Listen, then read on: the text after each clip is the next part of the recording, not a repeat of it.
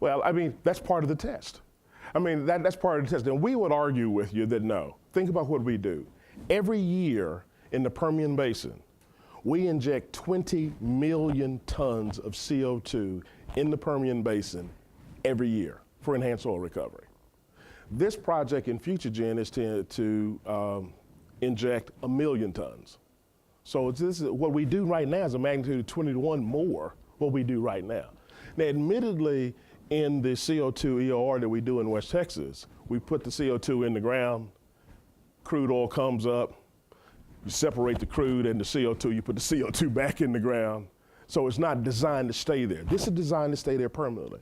But God has been real good to Texas. We have, obviously, formations in Texas, not only where we took crude oil and natural gas out of that kept the CO2 and natural gas naturally from moving other places, that you can put the CO2 back in. And so the idea in this one is to take salt formations where they have large, thick, and this is about 8,000 feet. And so in the project, obviously it's below usable quality water.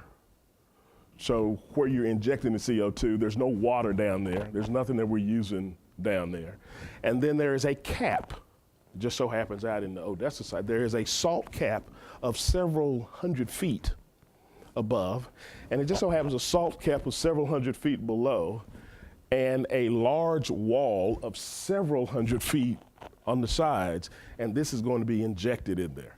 There's no real likelihood it's going to come out, but one of the things that we're required to do is have measuring, monitoring, and verification equipment on the surface to make sure that none of this stuff comes out. That's part of the test.